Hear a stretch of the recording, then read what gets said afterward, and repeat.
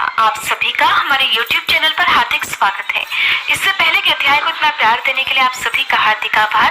और आप में से अधिकतर लोगों ने देवउत्थान एकादशी की कथा भी हमारे चैनल पर सुनी, जिसके लिए एक बार फिर से आप सबका बहुत बहुत धन्यवाद। आज आप रसपान करेंगे कार्तिक मास महात्म्य के अध्याय 27 का और सुनेंगे साथ ही कुब्जा की कहानी से आप सबका बहुत बहुत धन्यवाद। आज आप रसपान करेंगे कार्तिक मास महात्म्य के अध्याय 27 का और सुनेंगे साथ ही कुब्जा की कहानी, क्योंकि आप में से बहुत सारे लोग कुब्जा के बारे में जानना चाहते हैं। आपको मैं बता दूं कि इससे पहले का जो अध्याय आपने सुना था उसमें श्री सूत जी महाराज ने कार्तिक मास महात्म्य की जो भी कथाएं सुनाई थी वो समाप्त हो चुकी हैं, यानी कि श्री सूत जी महाराज द्वारा सुनाया गया कार्तिक मास महात्म्य संपूर्ण हो चुका है। अब आप अगले कुछ दिनों में भगवान श्री कृष्ण और भगवान विष्णु की कथाएं सुनेंगे। आज की इस वीडियो में आप जानेंगे तुलसी जी की महिमा के बारे में। कार्तिक महीने में जो भी भक्त नित्य स्नान करके पवित्र होकर कोमल तुलसी दल से भगवान विष्णु की पूजा करते हैं, वह निश्चय ही मोक्ष प्राप्त करते हैं। पूर्व काल में भक्त विष्णुदास भक्ति पूर्वक तुलसी पूजन से शीघ्र ही भगवान के धाम को चला गया और राजा चोल उसकी तुलना में गौड़ हो गए। तुलसी जी से भगवान की पूजा पाप का नाश और पुण्य की वृद्धि करने वाली है। अपनी लगाई हुई तुलसी जितना ही अपनी जड़ को फैलाती है, उतने ही सहस्त्र युगों तक मनुष्य ब्रह्मलोक में प्रतिष्ठित रहता है। अगर कोई तुलसी मिले जल में स्नान करता है तो वह पाप मुक्त होकर धन्य हो जाता है। जिसके घर में तुलसी का पौधा विद्यमान है उसका घर स्वयं तीर्थ के समान हो जाता है, वहां यमराज के दूत भी नहीं जाते। जो मनुष्य तुलसी काष्ठ संयुक्त गंध धारण करता है, कोई पाप उसके शरीर का स्पर्श नहीं कर पाते। जहाँ तुलसी वन की छाया हो वहीं पर पितरों की तृप्ति के लिए श्राद्ध करना चाहिए। जिसके कान में, मुख में और मस्तक पर तुलसी जी के पत्ते की छाया अर्थात निशानी दिखाई देती है, उस पर भूत प्रेत की कोई छाया नहीं पड़ सकती। आदिकाल में हरिमेधा और सुमेधा नाम के दो ब्राह्मण थे। वे जाते जाते किसी दुर्गम वन में परिश्रम से व्याकुल हो गए तो वहां उन्होंने एक स्थान पर तुलसी दल देखा। सुमेधा ने तुलसी जी का महान वन देखकर उसकी परिक्रमा की और भक्ति पूर्वक प्रणाम किया। ये सब देखकर हरिमेधा ने उससे पूछा कि तुमने अपने सभी देवताओं और तीर्थ व्रतों के रहते केवल तुलसी वन को प्रणाम क्यों किया? तब सुमेधा ने बताया कि प्राचीन काल में जब दुर्वासा के श्राप से देवराज इंद्र का ऐश्वर्य छिन गया, तब देवताओं और असुरों ने मिलकर समुद्र मंथन किया। तब धन्वंतरी रूप भगवान श्री हरि और अन्य दिव्य औषधियां प्रकट हुई। उन दिव्य औषधियों में मंडलाकार तुलसी जी उत्पन्न हुई, जिसे ब्रह्मादि देवताओं ने श्री हरि को समर्पित किया और भगवान ने उसे तुरंत ही ग्रहण कर लिया। भगवान नारायण संसार के रक्षक और तुलसी जी उनकी प्रियता में, इसीलिए मैंने उन्हें प्रणाम किया है। सुमेधा इस प्रकार कह ही रहे थे कि सूर्य के समान अत्यंत तेजस्वी विमान उनके निकट उतरा। उन दोनों के समक्ष ही वहां एक बरगद का वृक्ष गिर पड़ा और उसमें से दो दिव्य पुरुष प्रकट हुए। उन दोनों ने हरिमेधा और सुमेधा को प्रणाम किया। तब दोनों ब्राह्मणों ने उनसे पूछा कि आप कौन हैं और हमें प्रणाम क्यों कर रहे हैं? तब उनमें से जो बड़ा था वह बोला, मेरा नाम आस्तिक है।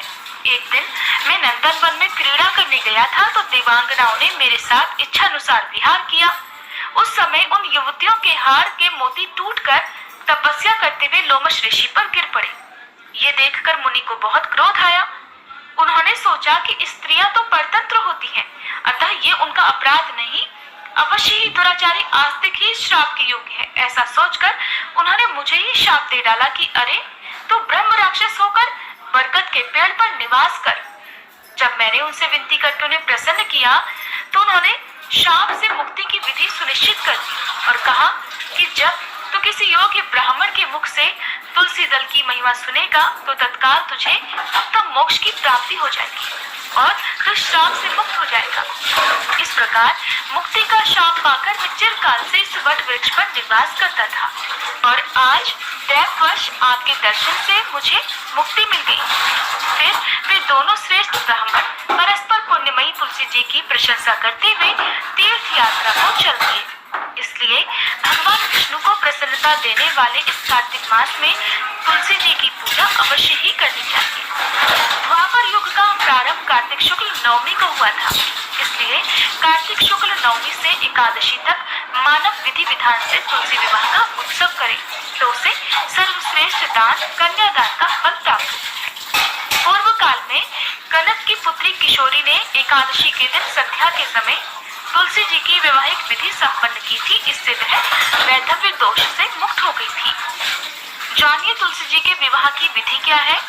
अपनी भक्ति और सामर्थ्य के अनुसार एक आधा चौथाई या 9 मिश्रित धातुओं से विष्णु जी और तुलसी जी की प्रतिमाएं बनवाएं। आप मिट्टी की प्रतिमाएं भी बनवा सकते हैं।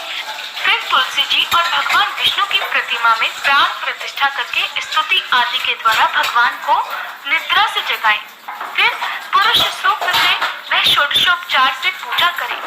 पहले देश काल स्मरण करके गणेश जी का पूजन करें, फिर पुण्याह वाचन करके वेद मंत्रों का उच्चारण करते हुए शंख और घंटी बजाते हुए भगवान विष्णु की प्रतिमा को तुलसी जी के समीप लाकर रख दें। प्रतिमा को सुंदर वस्त्र और अलंकारों से सजाएं। तुलसी जी की प्रतिमा के स्थान पर आप तुलसी जी के पौधे का भी प्रयोग कर सकते हैं। उस समय भगवान का आह्वान इस मंत्र से करें। आगच्छ भगवत देव अर्चयध्यामि केशव तुभ्यं दास्यामि तुलसीम सर्व काम प्रदो भव। अर्थात हे भगवान केशव, आइए देव, मैं आपकी पूजा करूंगा, आपकी सेवा में तुलसी को समर्पित करूंगा। आप मेरे सभी मनोरथों को पूर्ण कीजिए। फिर 3 बार अर्घ और पाद्य अर्पण करके भगवान को समर्पित कर दें। फिर कांसे के पात्र में दही, घी और शहद रखकर उसे कांसे के ढक्कन से ढककर भगवान को अर्पण करते हुए इस प्रकार कहें कि हे श्री हरि, हे वासुदेव, आपको नमस्ते। मधुपर्क ग्रहण कीजिए। फिर दोनों को एक दूसरे के समक्ष रखकर मंगल पाठ करें। इस प्रकार गोधूली बेला में जब भगवान सूर्य कुछ कुछ दिखाई देते हैं तब कन्यादान करने का संकल्प करें और भगवान से प्रार्थना करें कि आदि, मध्य और अंत से रहित त्रिभुवन प्रतिपालक हे परमेश्वर, आप तुलसी जी को विवाह की विधि से ग्रहण कीजिए। यह वृंदावन की भस्म में स्थित रही है और आदि, मध्य और अंत में शून्य है। आपको तुलसी जी अत्यंत प्रिय है, अतः मैं इन्हें आपकी सेवा में समर्पित करता हूँ। मैंने जल के घड़ों से सींचकर और अन्य सभी प्रकार की सेवाएं करके अपनी पुत्री की तरह इन्हें पाला पोसा और बढ़ाया है और आपकी तुलसी आपको ही समर्पित कर रहा हूँ। इसलिए हे प्रभु, आप कृपा करके इसे ग्रहण कीजिए। भगवान विष्णु को फिर तुलसी जी का दान करके तुलसी जी और भगवान विष्णु की पूजा करें। अगले दिन प्रातः काल में फिर से पूजा करें। अग्नि की स्थापना करके उसमें द्वादक्षर मंत्र से खीर, घी, मधु और तिल मिश्रित द्रव्य को 108 आहुति दें। आप चाहें तो पंडित जी को बुलवाकर होम की शेष पूजा भी करवा सकते हैं। तब भगवान से प्रार्थना करके कहें कि हे प्रभु, आपकी प्रसन्नता के लिए मैंने यह व्रत किया। इसमें जो कुछ भी कमी रह गई हो वह आपके प्रसाद से पूर्णता को प्राप्त हो जाए। अब आप तुलसी जी सहित वैकुंठ धाम को पधारें। आप मेरे द्वारा की गई पूजा से संतुष्ट होकर मुझे कृतार्थ करते रहें। इस प्रकार व्यक्ति तुलसी विवाह का पारायण करके फिर भोजन करे और भोजन करने के बाद तुलसी जी के अपने आप गिरे हुए पत्तों को खाकर सभी पापों से मुक्त होकर भगवान के धाम को प्राप्त हो जाता है। भोजन में आंवला और बेर का फल खाने से हर प्रकार का दोष दूर हो जाता है। अगले अध्याय में मैं आपको बताऊंगी कि तुलसी दल किस प्रकार से तोड़ना चाहिए, तुलसी दल कब कब तोड़ना चाहिए, कब नहीं तोड़ना चाहिए। ये जानने के लिए आप अगले अध्याय को जरूर सुनिएगा। अब सुनिए कुब्जा की कहानी। कुब्जा मथुरा के राजा कंस के दरबार की एक कुबड़ी दासी थी। हालांकि वह कुबड़ी थी लेकिन बहुत सुंदर थी और वह कंस के महल में हर दिन फूल, चंदन और तिलक आदि ले जाने का काम किया करती थी। जब भगवान श्री कृष्ण कंस वध के उद्देश्य से मथुरा आए तब उन्होंने कुब्जा का कुबड़ापन ठीक कर दिया था। कुब्जा श्री कृष्ण से प्रेम करने लगी थी। भगवान ने उसे अपना कार्य सिद्ध हो जाने के बाद उसके घर आने का विश्वास दिलाया था और उसे विदा किया था। फिर बाद में कृष्ण भगवान ने उद्धव के साथ कुब्जा का आतिथ्य स्वीकार किया। तब कुब्जा ने श्री कृष्ण से वर मांगा कि वे चिरकाल तक उसके साथ वैसे ही प्रेम क्रीड़ाएं करते रहें जैसे वो अन्य गोपियों के साथ करती हैं। कुब्जा उद्धार की कथा बहुत ही रोचक और शिक्षाप्रद है। कंस की नगरी मथुरा में कुब्जा नाम की एक स्त्री थी। जब एक बार भगवान श्री कृष्ण कंस के वध के उद्देश्य से मथुरा में आए तो सबसे पहले उनकी मुलाकात कुब्जा से हुई। बहुत ही कम लोग थे जो कुब्जा को जानते थे और कुब्जा का नाम जैसा कि आपको पता ही है कि वह कुबड़ी थी, इसलिए उसका नाम कुब्जा पड़ा।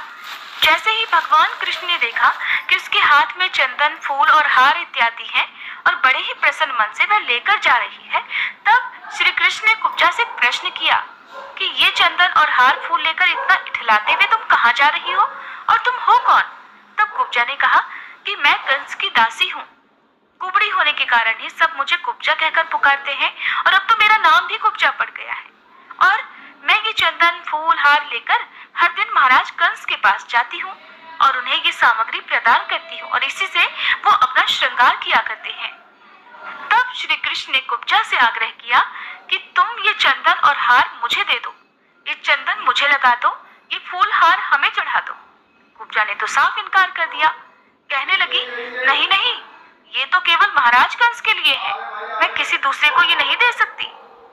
जो लोग आसपास एकत्र होकर उन दोनों के बीच का ये संवाद सुन रहे थे और इस दृश्य को देख रहे थे, वो मन ही मन ये सोच रहे थे कि कुब्जा भी कितनी जाहिल गंवार है। साक्षात भगवान इसके सामने खड़े होकर आग्रह कर रहे हैं और वो है कि नहीं नहीं की रट लगाई जा रही है। वो सोच रहे थे कि इतना भाग्यशाली अवसर भी वह हाथ से गंवा रही है और ऐसा अवसर तो बहुत ही भाग्यशाली लोगों को मिलता है। जो फूल, माला और चंदन वह भगवान कृष्ण को चढ़ाना चाहिए उन्हें ना चढ़ाकर वे पापी कंस को चढ़ा रही है। अब इसमें भला कुब्जा का भी क्या दोष था? वो तो वही कर सकती थी जो उसके महाराज का आदेश था। भगवान ने बार बार आग्रह किया और वह बार बार मना करती रही। उनकी लीला के प्रभाव से आखिरकार कुब्जा उनका श्रृंगार करने के लिए बाद में तैयार हो गई, परंतु कुबड़ी होने के कारण वह प्रभु के माथे पर तिलक नहीं लगा पा रही थी। तब उसने कहा कि मैं कंस की दासी हूँ, मेरा नाम तो सैरंध्री है, लेकिन मेरी कमर 3 जगह से टेढ़ी है तो कोई मेरा नाम नहीं लेता। लोग मुझे कुब्जा ही कहते हैं, त्रिवक्रा भी कहते हैं। हे गोपाल, मेरे जीवन का तो आज ये पहला दिन है कि किसी ने मेरा परिचय पूछा है कि तुम कौन हो, वरना दुनिया के लोगों ने तो कभी भी मेरा परिचय नहीं पूछा कि मैं कौन हूँ। मेरे द्वारा घिसा हुआ चंदन तो महाराज कंस को बहुत प्रिय लगता है, लेकिन अब मेरा मन कर रहा है कि ये चंदन मैं आपको लगा दूं। क्या आप मेरे हाथ का घिसा हुआ चंदन स्वीकार करेंगे? तब वह भगवान श्री कृष्ण के मस्तक पर तिलक लगाने और उनका श्रृंगार करने के लिए तैयार हो गई, परंतु कुबड़ी होने के कारण वह प्रभु के माथे पर तिलक नहीं लगा पा रही थी। तब भगवान ने उसके पैरों के दोनों पंजों को अपने पैरों से दबाया और हाथ उठाकर उसकी ठोड़ी को ऊपर उठा दिया। इस तरह से कुब्जा का कुबड़ापन तुरंत ही ठीक हो गया। अब वह श्री कृष्ण के मस्तक पर चंदन का टीका लगा सकी। कुब्जा के द्वारा फिर बहुत आमंत्रित करने पर भगवान कृष्ण ने उसके घर जाने का वचन उसे देकर उसे विदा किया। फिर बाद में भगवान कृष्ण ने उद्धव के साथ कुब्जा का आतिथ्य स्वीकार किया और कुब्जा के साथ प्रेम क्रीड़ाएं भी की, बिल्कुल वैसी जैसी वो अन्य गोपियों के साथ किया करती थी। और अगर आपको ये कहानी पसंद आई हो तो वीडियो को लाइक करके हमारे चैनल को सब्सक्राइब करना मत भूलिएगा।